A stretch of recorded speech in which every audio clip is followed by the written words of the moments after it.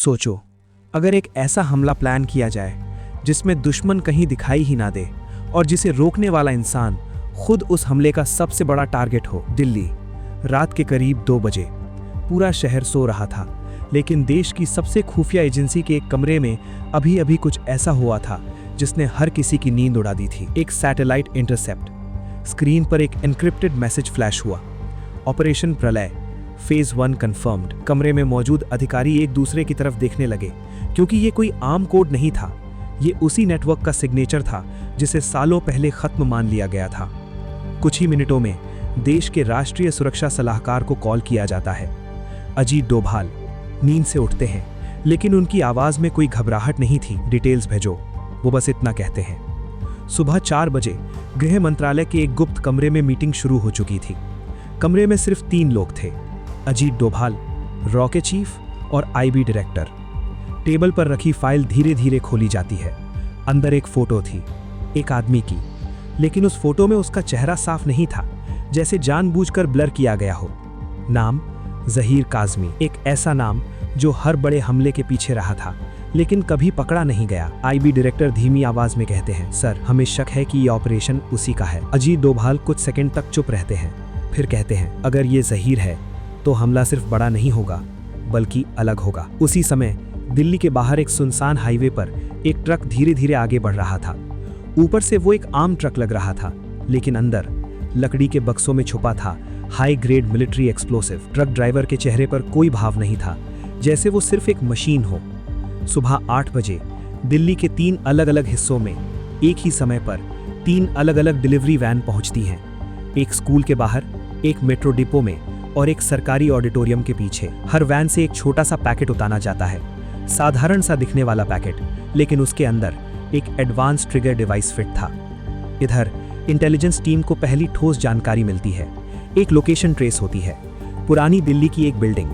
Team तुरंत वहां पहुंचती है। दरवाजा तोड़ा जाता है। अंदर कोई नहीं था, बस एक लैपटॉप जो अभी भी ऑन था।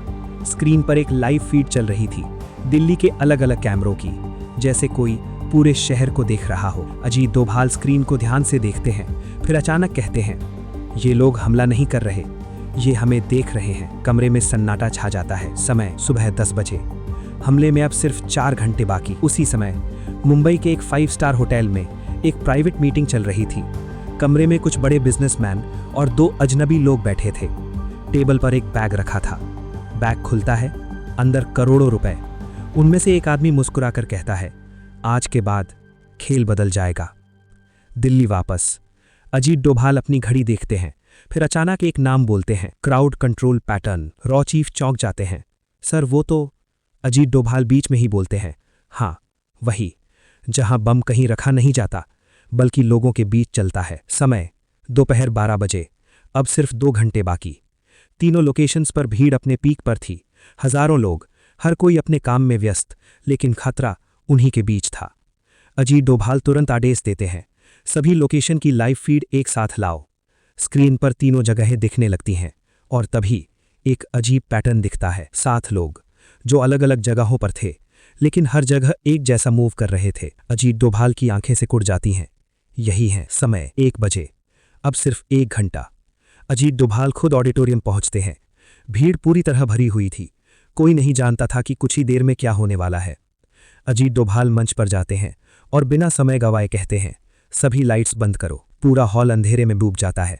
लोग घबराने लगते हैं। उसी अंधेरे में विक्रम एक आरएफ स्कैनर ऑन करता है। स्क्रीन पर एक एक करके 7 रेड सिग्नल चमकते हैं।